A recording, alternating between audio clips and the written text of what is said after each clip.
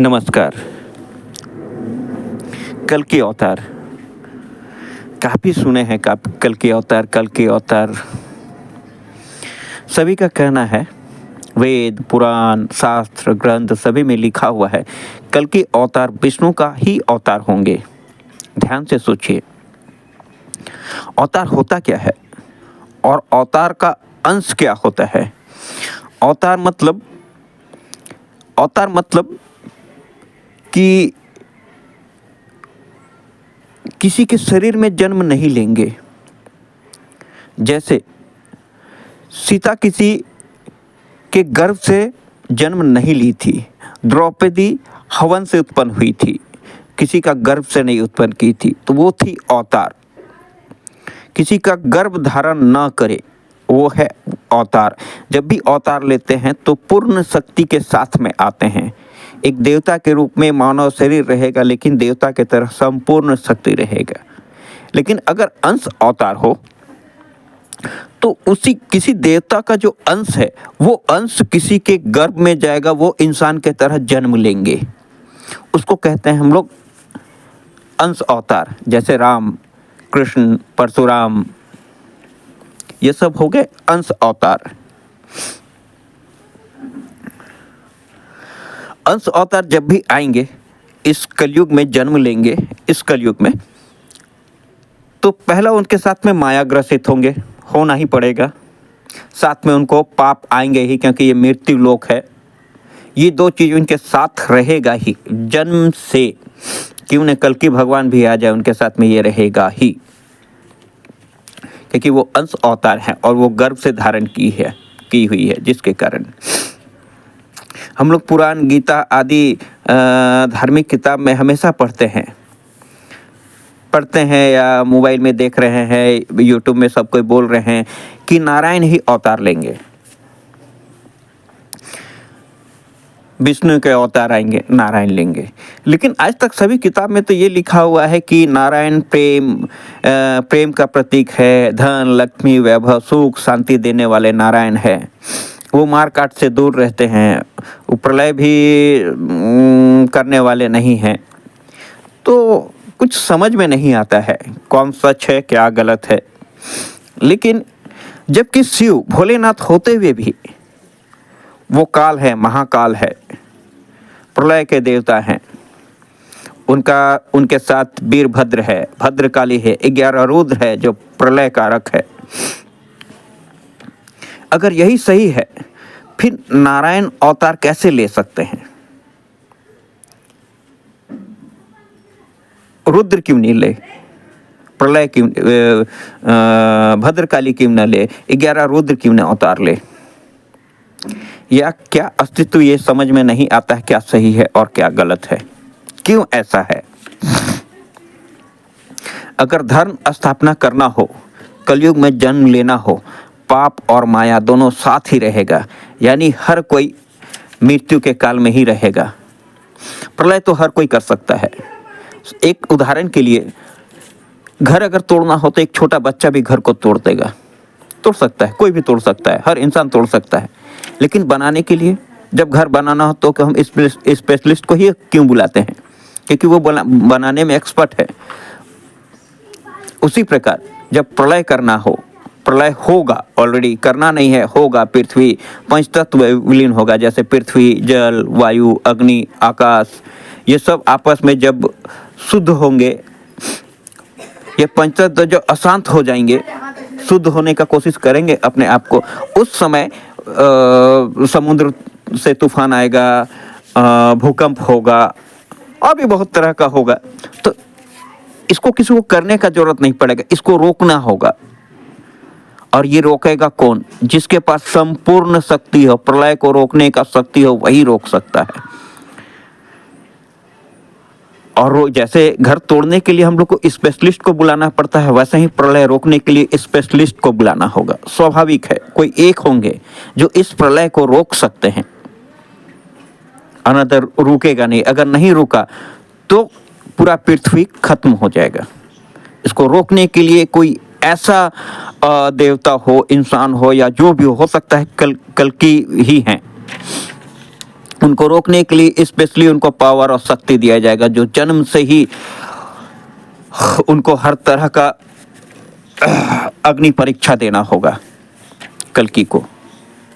क्योंकि कल्कि का क्या कष्ट है वो बाद में बताएंगे, लेकिन अभी जानिए। तो पृथ्वी, जल, वायु, अग्नि, आकाश, ये सब आपस में जब पंचतत्व जब प्रलय मचाने लगेगा, उस समय रोकने के लिए कोई एक देवता को आना ही पड़ेगा जो समर्थ हो इसको रोकने के लिए।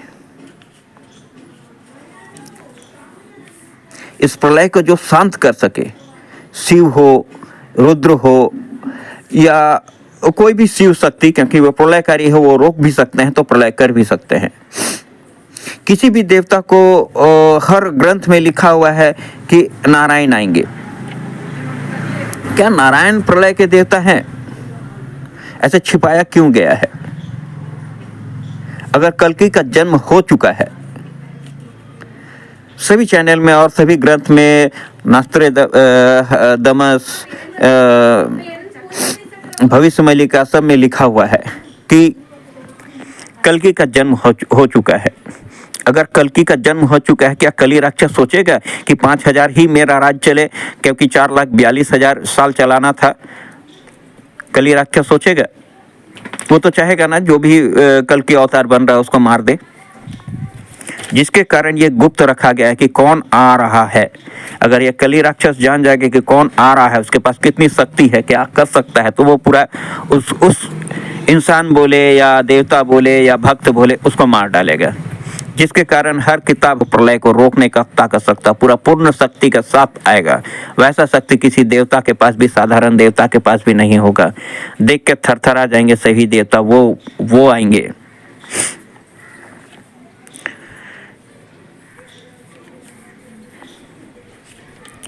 क्योंकि जो कल्कि आएंगे उसको बचपन से ही बहुत सारा कष्ट दिया जाएगा। क्योंकि हम लोग समझते हैं कष्ट होगा तभी वो ज्ञान होगा। कोई पैसा वाला कभी धर्म के रास्ते में जाना नहीं चाहता है, क्योंकि उसको किसी चीज़ का कमी नहीं है, तो वो क्यों जाएगा धर्म के रास्ते में? वो बस पंडित जी के थ्रू पूजा करवा दिया, खत्म हो गया, अपना बिजनेस में काम करता है। लेकिन अगर कोई धर्म के रास्ता में ले जाना हो, उसको इतना कष्ट देते हैं, इतना कष्ट देते हैं। चाहे आप देखिए तारापीठ में मामा खेपा है, हर कोई उसको इतना बड़े साधक है जो माँ के साथ में बात करते थे, उनके साथ में खाना खाते थे, तब उनको मारा पीटा जाता था। शंकर बाबा जो कोई भी बीमारी को ठीक करते थे, इतना बड़ा साधक है, उसको पत्थर से मार मार के मुरा दिया गया। रामकृष्ण, उनका भी वही समाचार है, गरीबी में कितना कष्ट में पागल बोला गया, कितना तरह का उन पर लांछन लगाया गया।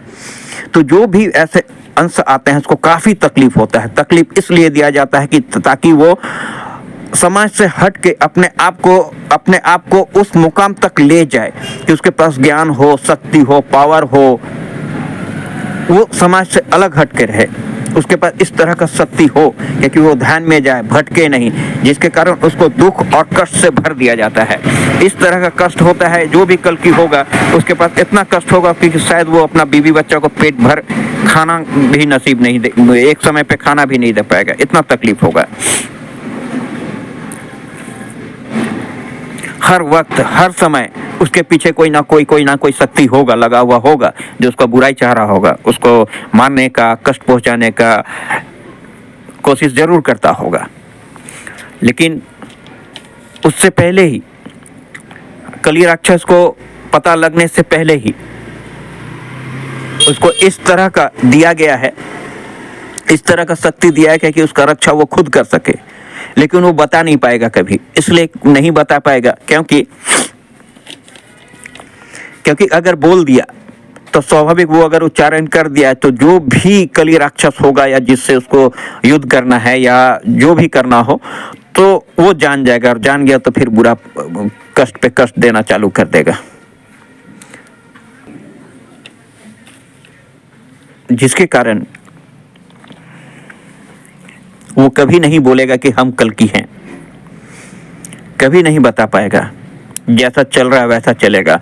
जिस वक्त जरूरत पड़ेगा उस समय उसको पूर्ण शक्ति मिलेगा। उस समय शायद हर इंसान देख पाएंगे कि कल्कि है कौन, नारायण है या काल है या रुद्र हैं या भोलेनाथ हैं। उनको हर तरह का शक्ति दिया जाएगा, जैसा भी शक्ति देवताओं के पास होता है हर तरह का शक्ति दिया जाएगा। क्योंकि तोड़ना आसान है, बनाना बहुत तकलीफ है। किसी को मारना 2 मिनट का काम है, किसी को जन्म देने में 9 महीने का समय लगता है। समझिए एक घर को तोड़ के फिर से नया घर बनाया जा रहा है। तो घर तोड़ना आसान है, मुश्किल से 1 सप्ताह 15 दिन में घर टूट जाएगा, लेकिन घर बनाने के लिए 6 महीने से साल भर लग जाएगा, हो सका 2 साल लग जाए। जिसके कारण वैसा कोई शक्ति आएगा, जो भी शक्ति आए, जो खतरनाक होगा, जिसके पास गुस्सा, पावर, शक्ति, हर तरह का चीज अवेलेबल होगा, उसके पास रहेगा। हर तरह का अस्त्र, हर तरह का ज्ञान, हर तरह का शक्ति, सब कुछ रहेगा। कोई साधारण देवता नहीं आ पाएंगे, उसको छू भी नहीं पाएंगे। अगर उसको शक्ति मिल गया तो कोई देवता या कोई छू भी नहीं पाएंगे। कोई असुर या कली राक्षस किसी भी तरह का हानि नहीं पहुंचा पाएंगे। हम समझते हैं उसको इतना कष्ट दिया गया होगा कि अभी बता रहे हैं कि बीवी बच्चा को सही ढंग से पेट भी नहीं भर पाया होगा, लेकिन क्या वो नौकरी चाकरी कर पाया होगा या दुकान या कुछ भी तो सोचा होगा करेंगे, तो क्या करने दिया होगा उसको कोई? हमको ऐसा नहीं लगता कि कोई उसको करने दिया होगा। करता क्या होगा? अभी एक इंसान शादीशुदा छोटा बच्चा है, वो एक ठीक है, वो एक मान लीजिए एक पावर है, एक शक्ति है, उसके पास संपूर्ण शक्ति नहीं आया होगा, फिर भी वो एक शक्ति, लेकिन वो करता क्या होगा? क्योंकि हानि पहुंचाने के लिए तो सब है, रक्षा करने के लिए भी है साथ में, तो जरूर वो ध्यान में बैठा होगा। उसके पास इतना शक्ति होगा कि उस खुद का रक्षा या आसपास के रक्षा, अपना परिवार को रक्षा जरूर करता होगा, जहां भी हो, जो भी है। इसलिए जो भी किताब में हम लोग पढ़ते हैं, शायद मेरे विचार में वो संपूर्ण सही एग्जैक्ट नहीं हो। अगर भविष्यवाणी बताया गया है तो किसी में डेट नहीं दिया गया है, कितना तारीख को कितना बजे, ये डेट नहीं दिया गया है। या दिया भी गया हो तो कोई उसको डिकोड नहीं कर पा रहे हैं, इसलिए किसी को पता भी नहीं लग रहा है कौन है कल्कि, कहाँ है कल्कि, किधर है कल्कि, कब आया है, कब जन्म लेगा, लिया है या नहीं लिया है। बस मान रहे हैं लिया है। अगर लिया है तो क्या सृष्टि में कुछ चेंज आ रहा है? हमको ऐसा लगता है कि चेंज आ रहा है। आज के डेट में हिंदुत्व का बढ़ रहा है, सभी जगह हिंदुत्व बढ़ रहा है। अगर मंदिर में देखें, पूजा पाठ धर्म के रास्ते में देखें तो हर कोई मंदिर में पूजा करना चाहता है, पूजा भी दिल से करने लगा है। पहले जैसा नहीं पिकनिक अब मनाने बंद हो गया है कि पिकनिक अब मनाने तीर्थ स्थान जाएं। अब पूजा के उद्देश्य से लोग जाने लगे हैं, लेकिन फिर भी हैं जो पिकनिक मनाने जाते हैं तीर्थ स्थान। वो खत्म नहीं होगा। वो सतयुग में भी था और वो खत्म नहीं होगा। जहाँ पाप है वहाँ पुण्य है, जहाँ बढ़िया आदमी है वहाँ खराब आदमी भी रहेगा। तो कोई मना नहीं किया जा सकता है कि ये मत जाओ, ये खराब आदमी है तो मत जाओ, ऐसा कोई नहीं मना करेगा, लेकिन वो भी रहेंगे। लेकिन पहले जैसा बहुत ज़्यादा मात्रा में जाते थे वो धीरे धीरे कम हो रहा है। यानी कुछ ना कुछ असर तो पड़ा है इस पृथ्वी में, हर धर्म में, हर जाति में कुछ ना कुछ असर पड़ा है। खैर कल्कि का इंतज़ार तो हम भी कर रहे हैं, आगे और खबर चलेगा तो बताएंगे। धन्यवाद।